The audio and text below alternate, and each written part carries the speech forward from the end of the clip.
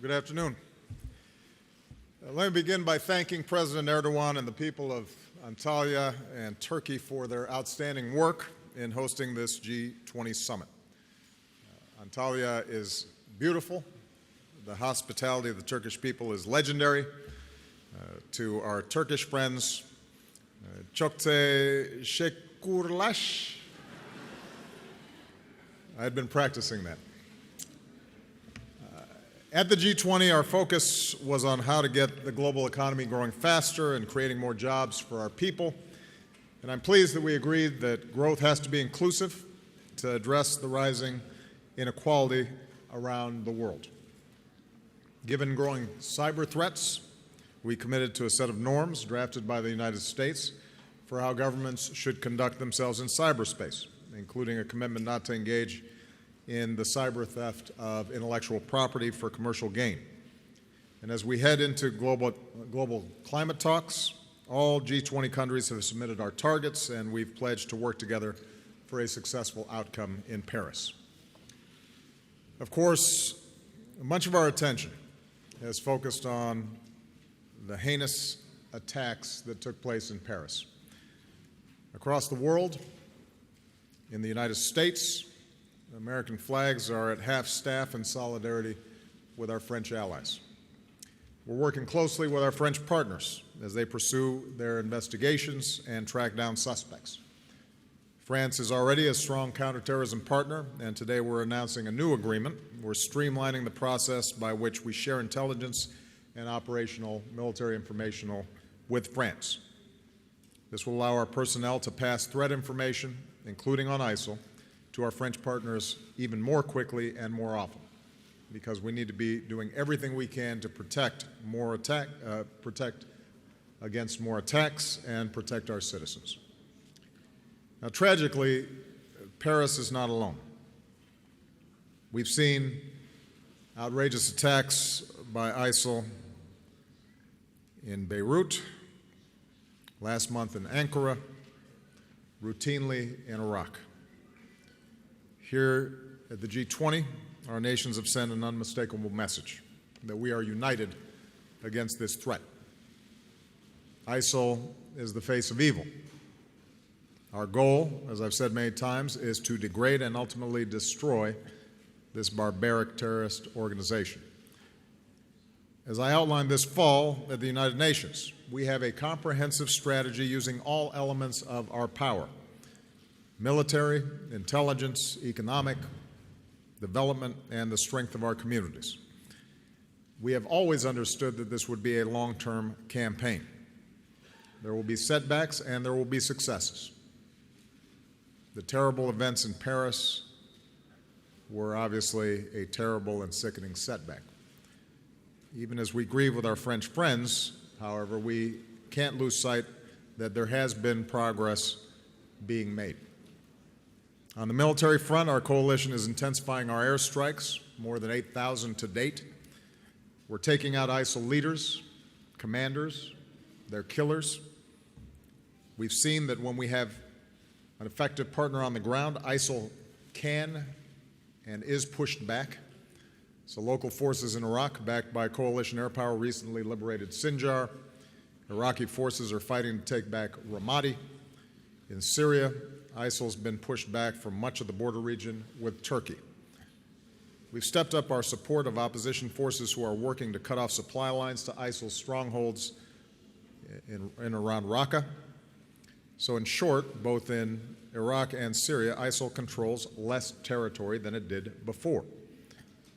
I made the point to my fellow leaders that if we want this progress to be sustained, more nations need to step up with the resources that this fight demands. Of course, the attacks in Paris remind us that it will not be enough to defeat ISIL in Syria and Iraq alone. Here in Antalya, our nations therefore committed to strengthening border controls, sharing more information, and stepping up our efforts to prevent the flow of foreign fighters in and out of Syria and Iraq.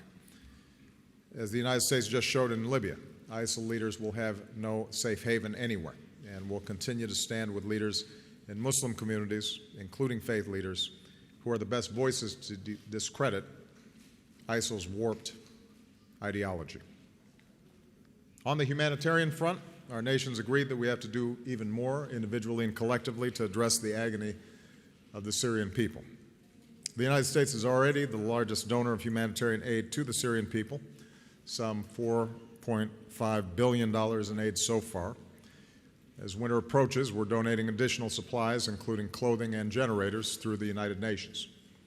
But the UN appeal for Syria still has less than half the funds needed. Today, I'm again calling on more nations to contribute the resources that this crisis demands. In terms of refugees, it's clear that countries like Turkey, Lebanon, and Jordan, which are already bearing an extraordinary burden, cannot be expected to do so alone. At the same time, all of our countries have to ensure our security. And as president, my first priority is the safety of the American people. And that's why even as we accept more refugees, including Syrians, we do so only after subjecting them to rigorous screening and security checks.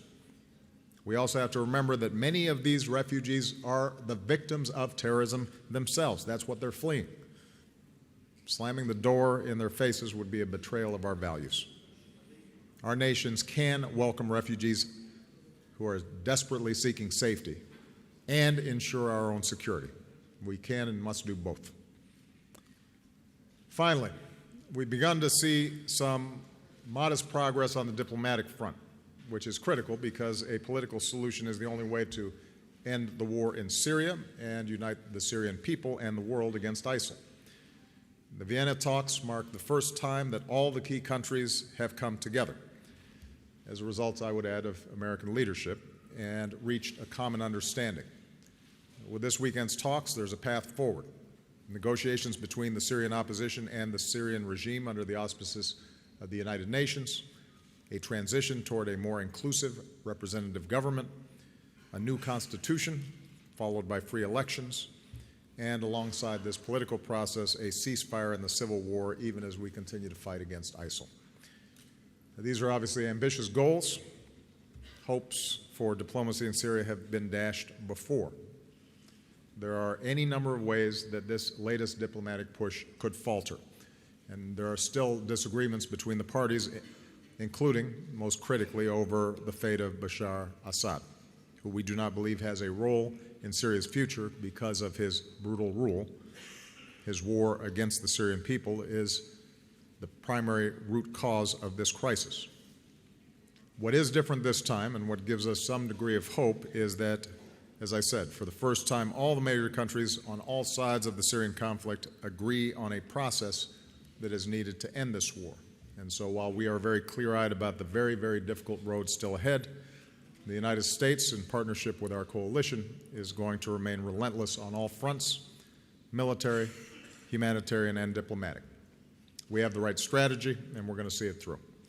So with that, I'm going to take some questions, and I will begin with Jerome Cartelia of AFP.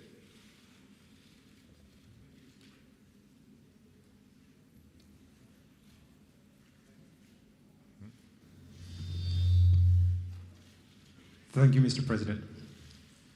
129 people were killed in Paris on Friday night. Yeah. ISIL claimed responsibility for the massacre, sending the message that they could not target civilians all over the world. Mm-hmm.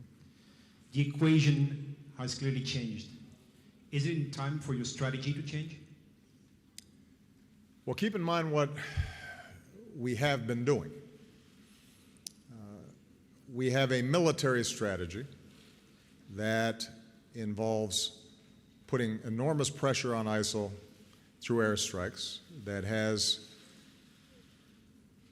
put assistance and training on the ground with Iraqi forces. We're now working with Syrian forces as well to squeeze ISIL, cut off their supply lines. We've been coordinating internationally to reduce their financing capabilities, the oil that they're trying to ship outside. We are taking strikes against high-value targets, including most recently against the individual who was on the video executing civilians who had already been captured, as well as the head of ISIL in Libya, so it's not just in Iraq and Syria. And so, on the military front, we are continuing to accelerate what we do. As we find additional partners on the ground that are effective, we work with them more closely. I've already authorized additional special forces on the ground who are going to be able to improve that coordination. On the counterterrorism front, keep in mind that since I came into office, we have been worried about these kinds of attacks. The vigilance that the United States government maintains and the cooperation that we're consistently expanding with our European and other partners in going after every single terrorist network is robust and constant. And every few weeks I meet with my entire national security team and we go over every single threat stream that is presented. And where we have relevant information, we share it immediately with our counterparts around the world, including our European partners. On aviation security, we have, over the last several years, been working so that at various airport sites, not just in the United States, but overseas, we are strengthening our mechanisms to screen and discover passengers who should not be boarding flights, and improving the manners in which we are screening luggage that is going on board. And on the diplomatic front, we've been consistently working to try to get all the parties together to recognize that there is a moderate opposition inside of Syria that can form the basis for a transition government, and to reach out not only to our friends, but also to the Russians and the Iranians who are on the other side of this equation, to explain to them that ultimately an organization like ISIL is the greatest danger to them as well as to us. So there will be an intensification of the strategy that we put forward, but the strategy that we are putting forward is the strategy that ultimately is going to work.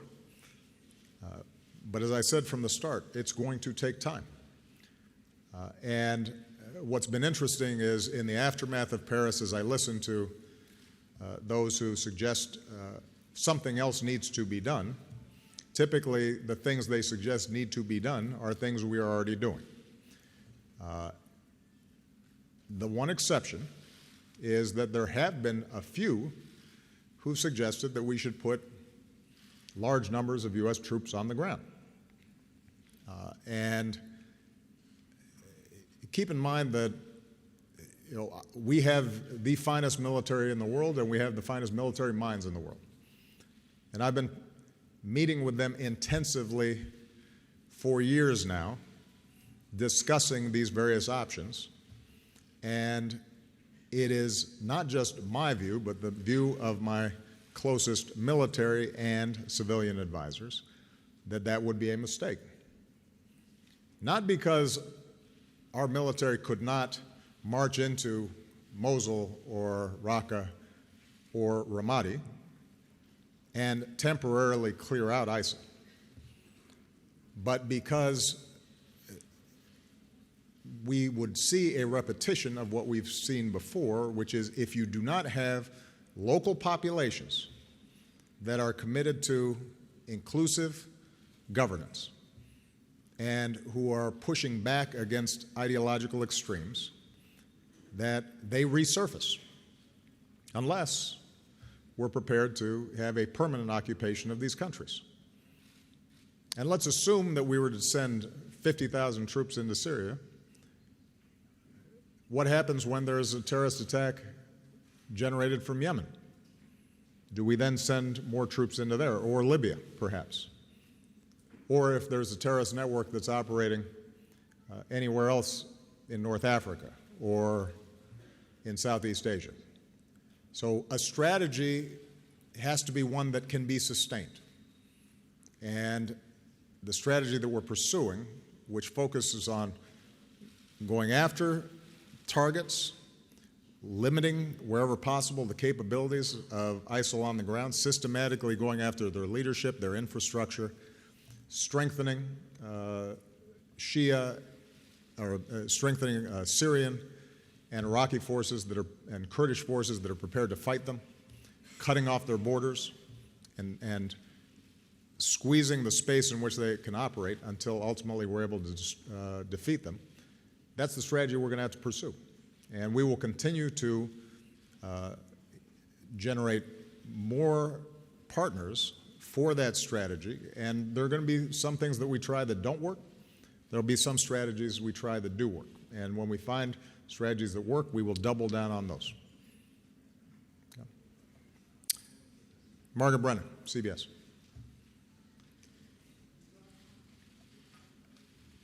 Thank you, Mr. President.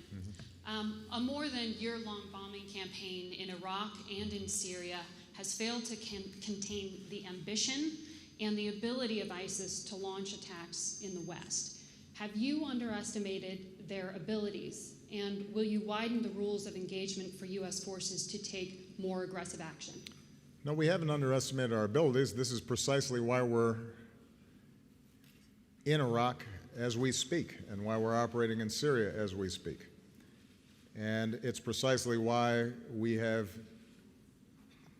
mobilized 65 countries to go after ISIL, and why I hosted at the United Nations an entire discussion of counterterrorism strategies and curbing the flow of foreign fighters, and why we've been putting pressure on those countries that have not been as robust as they need to in tracking the flow of foreign fighters in and out of Syria and Iraq.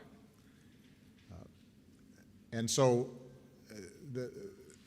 there has been an acute awareness on the part of my administration from the start that it is possible for an organization like ISIL that has such a twisted ideology and has shown such extraordinary brutality and complete disregard for innocent lives, that they would have the capabilities to potentially strike in the West, and because thousands of fighters have flowed from the West and are European citizens, a few hundred from the United States, but far more from Europe, that when those foreign fighters returned, it posed a significant danger. And we have consistently worked with our European partners, disrupting plots in some cases. Sadly, this one was not disrupted in time. But understand that one of the challenges we have in this situation is that if you have a handful of people who don't mind dying, they can kill a lot of people. That's one of the challenges of terrorism. It's not their sophistication or the particular weaponry that they possess, but it is the ideology that they carry with them and their willingness to die. And in those circumstances, tracking each individual, making sure that we are disrupting and preventing these attacks is a constant effort at vigilance and requires extraordinary coordination. Now, part of the reason that it is important what we do in Iraq and Syria is that the narrative that ISIL developed of creating this caliphate makes it more attractive to potential recruits. So when I said that we are containing their spread in Iraq and Syria, in fact, they control less territory than they did last year. And the more we shrink that territory, the less they can pretend that they are somehow a functioning state, and the more it becomes apparent that they are simply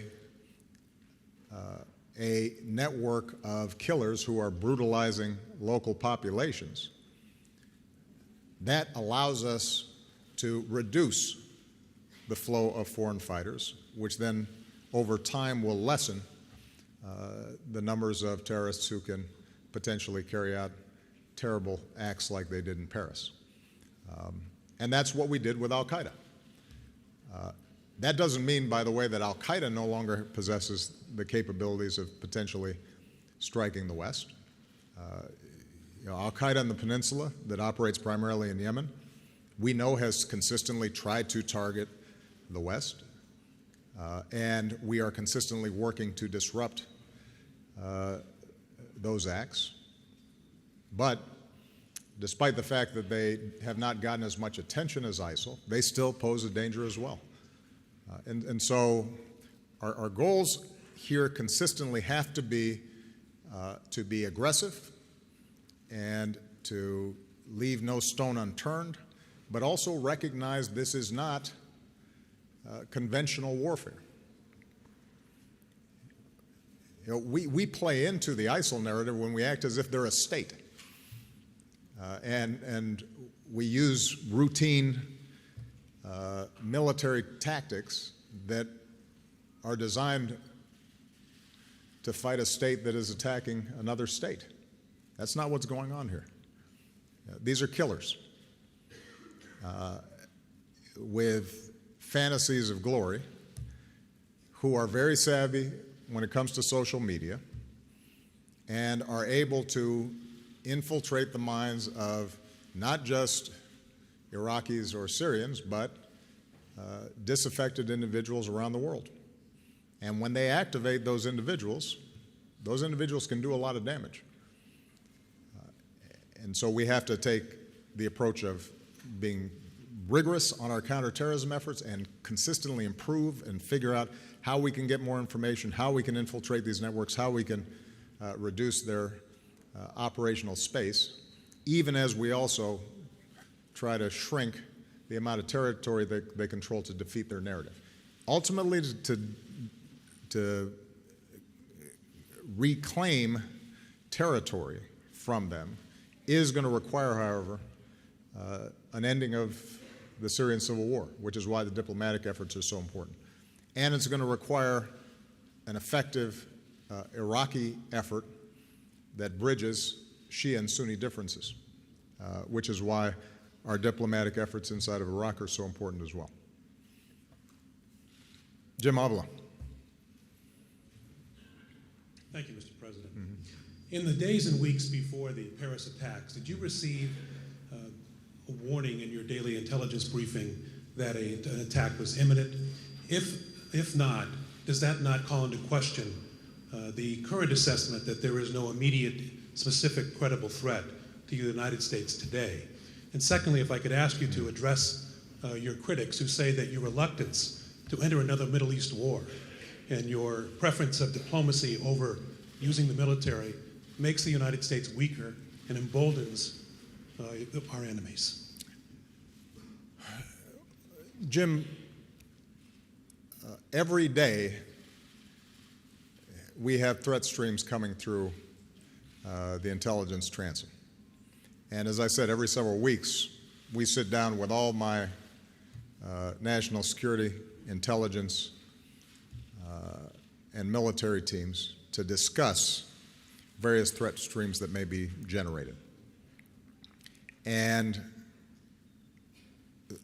the concerns about potential ISIL attacks in the West have been there for over a year now, and they come through periodically. There were no specific mentions of this particular attack that would give us a sense of something that we need, that we could provide French authorities, for example, or act on ourselves. But typically the way the intelligence works is there will be a threat stream that is from one source. How reliable is that source? Perhaps some signal intelligence gets picked up. It's evaluated. Some of it is extraordinarily vague and unspecific, and there's no clear timetable. Some of it may be more specific, and then folks chase down that thread to see what happens. I am not aware of anything that was specific in the sense that would have given a premonition about a particular action in Paris that would allow for law enforcement or military actions to disrupt it. with respect to the broader issue of my critics, to some degree I answered the question earlier. I think that when you listen to what they actually have to say, what they're proposing, most of the time when pressed, they describe things that we're already doing. Maybe they're not aware that we're already doing them. Some of them seem to think that if I were just more bellicose in expressing what we're doing, that would make a difference, because that seems to be the only thing that they're doing is talking as if they're tough. But I haven't seen particular strategies that they would suggest that would make a real difference. Now, there are a few exceptions, and as I said, the primary exception is those who would deploy U.S. troops on a large scale to retake territory, either in Iraq or now in Syria. And at least they have the honesty to go ahead and say that's what they would do. I just addressed why I think they're wrong. There have been some who are well-meaning, and I don't doubt their sincerity when it comes to the issue of the dire humanitarian situation in Syria, who, for example, call for a no-fly zone or a safe zone of some sort. And this is an example of the kind of issue where I will sit down with our top military and intelligence advisors, and we will painstakingly go through what does something like that look like. And typically, after we've gone through a lot of planning and a lot of discussion and really working it through, it is determined that it would be counterproductive to take those steps, in part because ISIL does not have planes, so the attacks are on the ground. A true safe zone requires us to set up ground operations. And the bulk of the deaths that have occurred in Syria, for example, have come about not because of regime bombing, but because of on-the-ground casualties. Who would come in? Who would come out of that safe zone? How would it work? Would it become a magnet for further terrorist attacks? And how many personnel would be required? And how would it end? Right? There's a whole set of questions that have to be answered there. I guess my point is this, Jim. My only interest is to end suffering and to keep the American people safe. And if there's a good idea out there, then we're going to do it. I don't think I've shown hesitation to act, whether it's with respect to bin Laden or with respect to sending additional troops in Afghanistan or keeping them there, if it is determined that it's actually going to work. But what we do not do, what I do not do, is to take actions either because it is going to work politically or it is going to somehow, in the abstract, make America look tough or make me look tough. And maybe part of the reason is because every few months I go to Walter Reed and I see a 25-year-old kid who's paralyzed or has lost his limbs. And some of those are people I've ordered into battle. And so I can't afford to play some of the political games that others may. We'll do what's required to keep the American people safe. And I think it's entirely appropriate in a democracy to have a serious debate about these issues. Folks want to pop off and have opinions about what they think they would do, present a specific plan. If they think that somehow their advisors are better than the chairman of my Joint Chiefs of Staff and the folks who are actually on the ground, I want to meet them. And we can have that debate. But what I'm not interested in doing is posing or pursuing some notion of American leadership or America winning or whatever other slogans they come up with that has no relationship to what is actually going to work to protect the American people and to protect people in the region who are getting killed and to protect our allies and people like France. I'm too busy for that. Jim Acosta. Thank you very much, Mr. President. I wanted to go back to something that you said to Margaret earlier when you said that you have not underestimated ISIS's abilities. This is an organization that you once described as a JV team that evolved into a force that has now occupied territory in Iraq and Syria and is now able to use that safe haven to launch attacks in other parts of the world. How is that not underestimating their capabilities, and how is that contained, quite frankly? And I think a lot of Americans have this frustration that they see that the United States has the greatest military in the world. It has the backing of nearly every other country in the world when it comes to taking on ISIS. And I guess the question is, and if you'll forgive the language, is why can't we take out these bastards? Well, Jim, I just spent the last three questions answering that very question, so I don't know what more you want me to add. I think I've described very specifically what our strategy is, and I've described very specifically why we do not pursue some of the other strategies that have been suggested.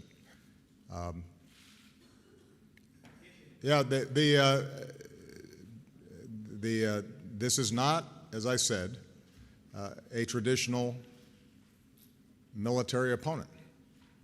We can retake territory, and as long as we leave our troops there, we can hold it, but that does not solve the underlying problem of eliminating the dynamics that are producing these kinds of violent extremist groups. And so we are going to continue to pursue the strategy that has the best chance of working, even though it does not offer the satisfaction, I guess, of a neat headline or an immediate resolution. And part of the reason, as I said, Jim, is because there are costs to the other side.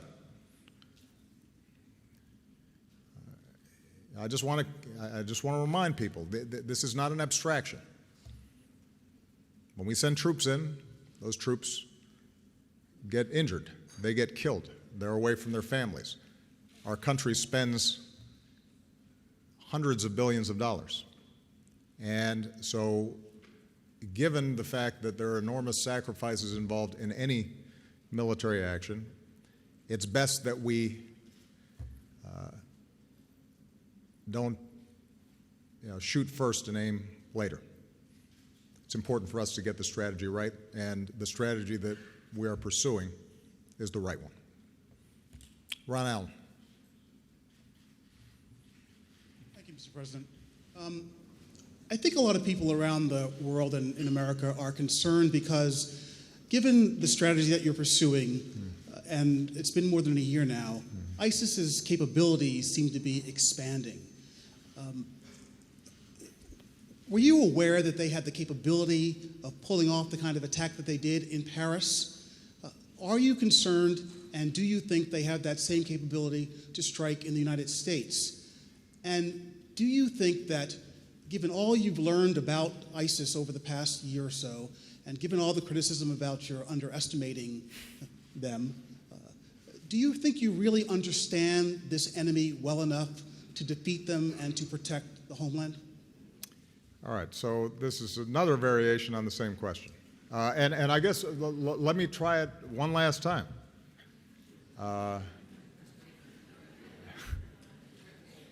We have been fully aware of the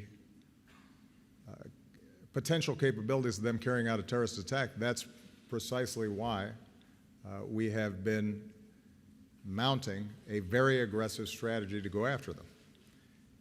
As I said before, when you're talking about the ability of a handful of people with not wildly sophisticated military equipment, weapons, who are willing to die, they can kill a lot of people, and preventing them from doing so is challenging for every country. And if there was a swift and quick solution to this, I assure you that not just the United States, but France and Turkey and others who have been subject to these terrorist attacks would have implemented those strategies. There are certain advantages that the United States has in preventing these kinds of attacks. Obviously, after 9/11, we hardened the homeland, set up a whole series of additional steps to protect aviation, to apply lessons learned. We've seen much better cooperation between the FBI, state governments, local governments. There is some advantages to geography with respect to the United States. But having said that, we've seen the possibility of terrorist attacks on our soil. There was the Boston Marathon bombers. Obviously, it did not result in the scale of death that we saw in Paris, but that was a serious attempt at killing a lot of people by two brothers and a crock pot. And it gives you some sense of, I think, the kinds of challenges that are going to be involved in this going forward. So, again, ISIL has serious capabilities. Its capabilities are not unique. They're capabilities that other terrorist organizations that we track and are paying attention to possess as well. We are going after all of them.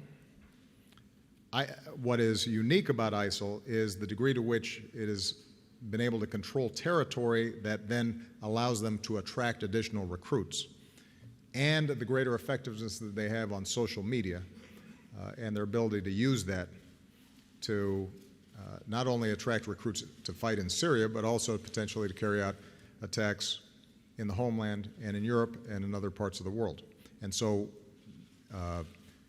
our ability to shrink the space in which they can operate, combined with a resolution to the Syria situation, which will reduce the freedom with which they feel that they can operate, and getting local forces who are able to hold and keep them out over the long term, that ultimately is going to be what's going to make a difference. And it's going to take some time, but it's not something that at any stage in this process, have we not been aware, needs to be done. Okay, go ahead. No, I can hear you.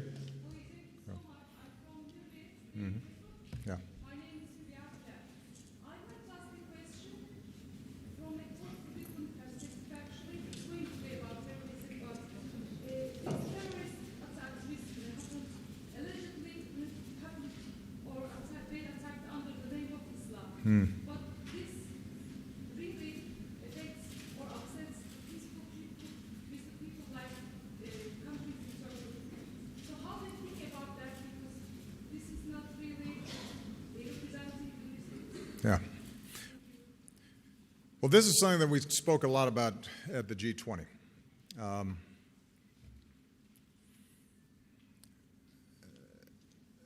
The overwhelming majority of victims of terrorism over the last several years, and certainly the overwhelming majority of victims of ISIL, are themselves Muslims. ISIL does not represent Islam. It is not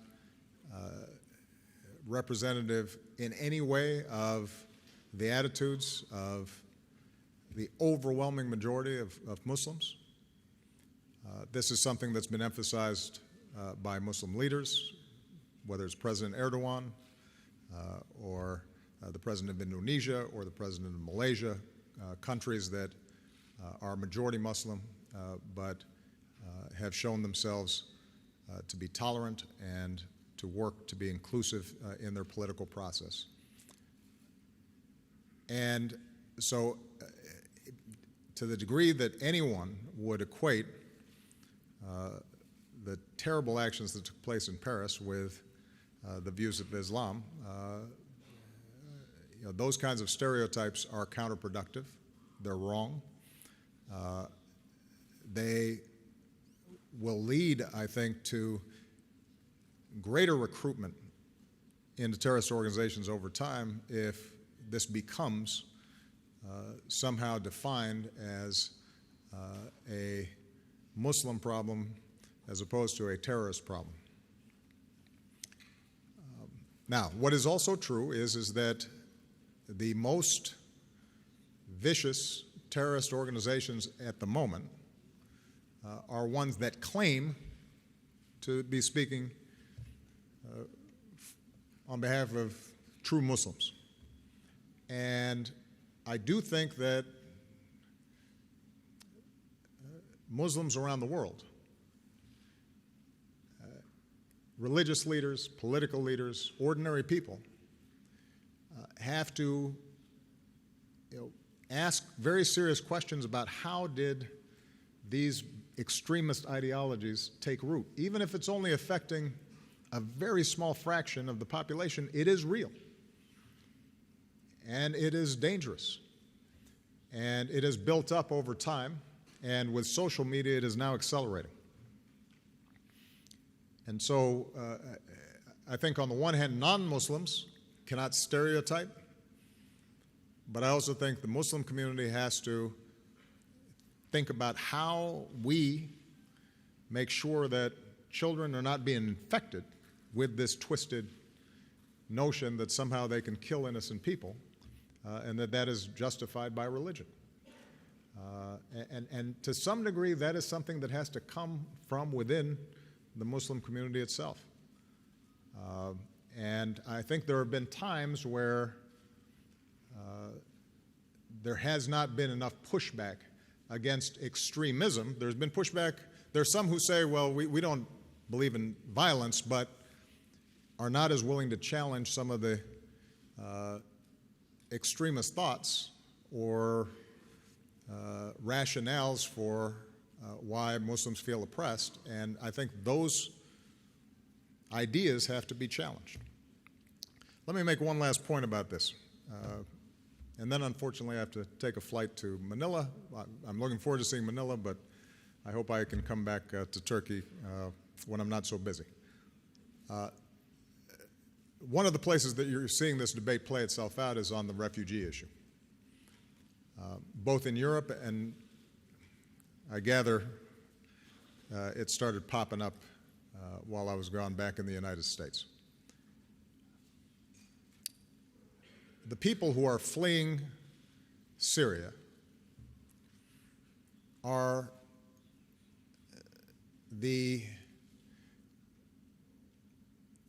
most harmed by terrorism. They are the most vulnerable as a consequence of civil war and strife. They are parents, they are children, they are orphans. And it is very important, and I was glad to see that this was affirmed again and again by the G20, that we do not close our hearts to these victims of such violence and somehow start equating the issue of refugees with the issue of terrorism.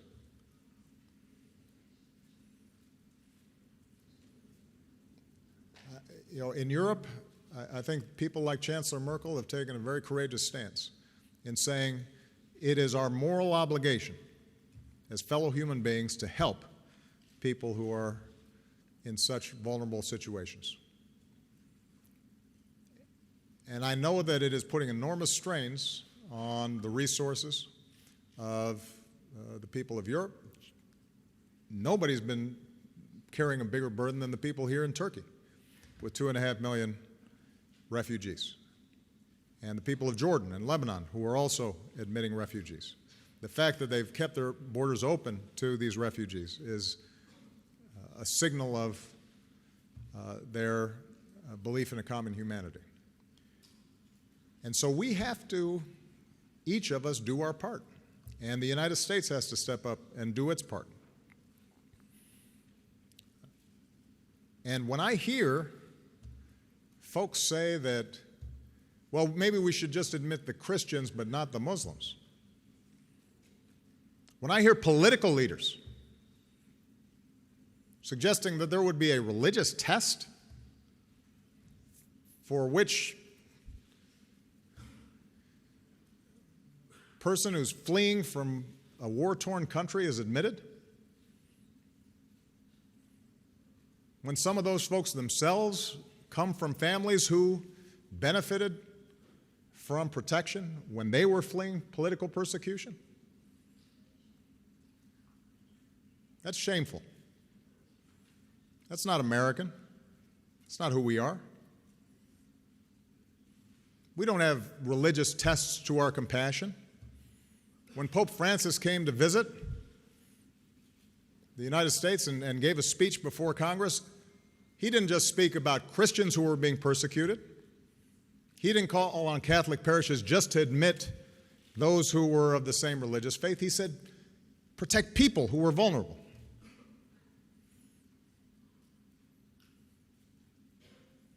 And so I think it is very important for us right now, particularly those who are in leadership, particularly those who have a platform and can be heard,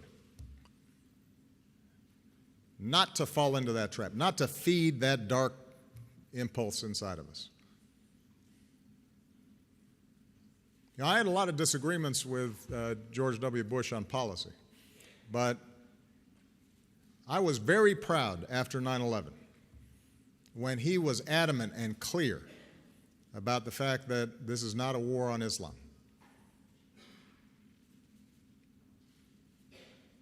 And the notion that some of those who have taken on leadership in his party would ignore all of that.